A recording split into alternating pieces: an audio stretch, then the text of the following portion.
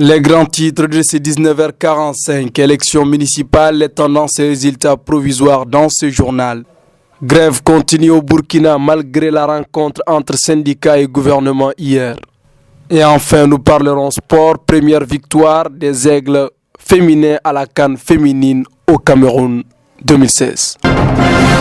Mesdames, Messieurs, bonsoir, bienvenue sur cette édition. Nous démarrons tout de suite et maintenant avec les élections communales. Depuis quelques jours déjà, des tendances sont en train de se dessiner. Et ces tendances et tous ces détails, et surtout le taux de participation, Fili, dite Nana Sissoko, revient en grand détail sur ces dates.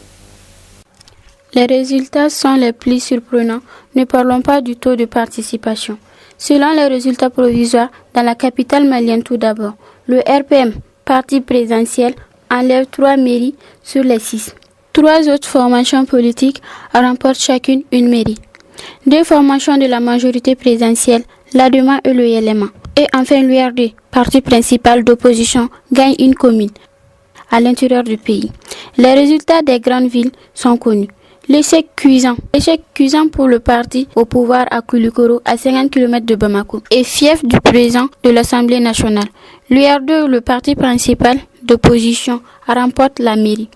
À l'ouest, le parti au pouvoir vient en tête dans la ville de Kaï et également à Tombouctou dans le Grand Nord.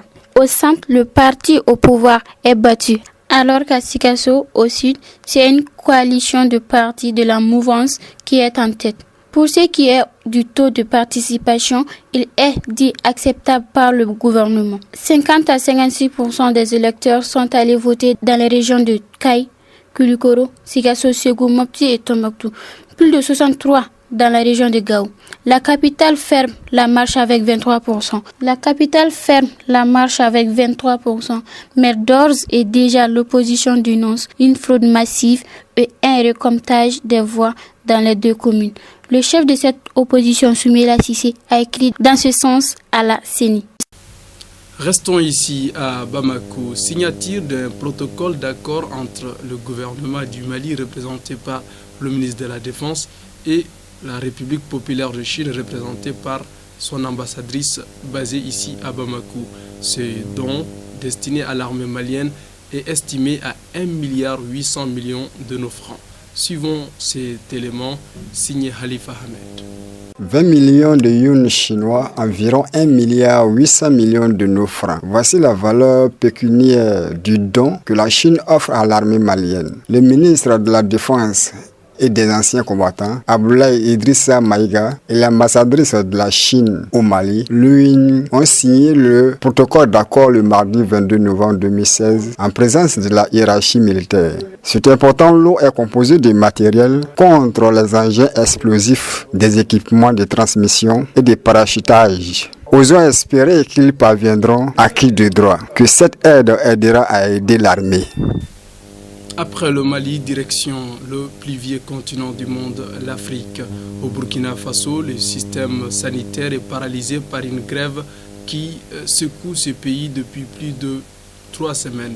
Les manifestants revendiquent leurs droits. Suivons l'élément. Tous les hôpitaux du pays sont paralysés, sans les services minimums. Le personnel de la santé, les agents des impôts et du domaine sont en grève. Malgré le renfort des forces armées, la situation reste critique pour le malade. Le gouvernement burkinabé et les syndicats se sont rencontrés hier mercredi 23 novembre durant une partie de la journée. Les 2 parties se sont séparées sans aucun accord pour les apaiser.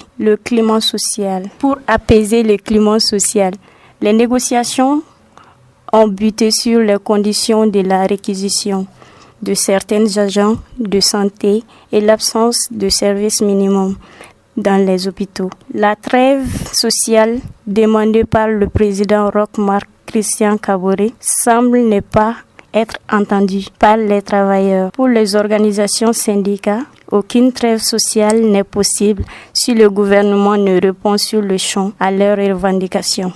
Toujours sur le berceau de l'humanité, le Cameroun, des manifestants protestent contre le système d'éducation que veut imposer le gouvernement camerounais aux régions anglaises. Bamenda était en feu et en flamme hier. Fili dite Nana Sissoko. L'envoi d'enseignants francophones dans leur région, voici ce qui a mis l'huile au feu. Les habitants des 2 régions francophones du Cameroun ont protesté contre ce qu'ils appellent colonisation de leur région par l'État central. Ils étaient des milliers à battre le pavé dans la ville de Bamenda hier. Les protestateurs revendiquent plus d'autonomie. Certains parlent même de fédéralisme. Le gouvernement central a répondu vigoureusement aux manifestants et n'a pas promis de faire marche arrière dans sa politique d'éducation. L'unique information de cette édition hors d'Afrique, 60 morts en Chine et plusieurs autres disparus. Khalifa Ahmed revient sur ce drame. Il est 7 heures du matin GMT lorsque la plateforme d'un échafaudage à l'intérieur de l'une des 4 tours de refroidissement en chantier s'est écroulée sur le site d'une centrale électrique à Fencheng dans la province de Jiangxi. Des milliers d'ouvriers y travaillaient. Plus de 200 secouristes avec leurs chiens se sont déployés sur les lieux à la recherche des disparus, au nombre encore inconnu. Selon un communiqué du gouvernement chinois, plus de 60 personnes sont morts dans cet incident. En août dernier, une explosion dans une centrale électrique dans le Hubei avait déjà coûté la vie à une vingtaine de personnes.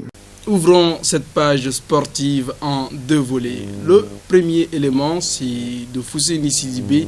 Il nous parle de la première victoire des Aigles à la CAN féminine 2016 au Cameroun. Battus lors de la première journée 6-0 par le Nigeria, les Aigles féminins reviennent en force dans la compétition. Elles ont battu hier le Kenya par un score de 3-1. Dans la même poule, les Nigérianes et Ghanéennes ont fait match nul. La 3e sortie des Aigles dames, c'est le samedi 26 à Yaoundé. Elles seront opposées au Ghana. Ce soir, dans la poule A, le Cameroun jouera contre le Zimbabwe. L'Afrique du Sud sera en face de l'Égypte. Les 2 matchs se joueront simultanément. Le deuxième élément, c'est les Aigles qui se sont envolés depuis hier au Togo. Ils participeront au tournoi de l'IEMOA. Fousseni Sidibé. Les Aigles locaux sont déjà à Lomé depuis hier soir. Ils participeront au tournoi IEMOA, logé dans la poule A avec la Côte d'Ivoire, le Niger et le pays organisateur Togo. D'ailleurs, c'est en face de ces derniers que les Aigles feront leur entrée en compétition lors du match d'ouverture le samedi 26 novembre. La 2e poule est composée du Sénégal, de la Guinée-Bissau, du Bénin et du Burkina. Cette 7e édition se jouera du 26 novembre au 3 décembre. Mesdames, Messieurs, merci de nous avoir suivis. Excellente suite de programme en compagnie de la meilleure de chaîne, Télé Anwar. Au revoir.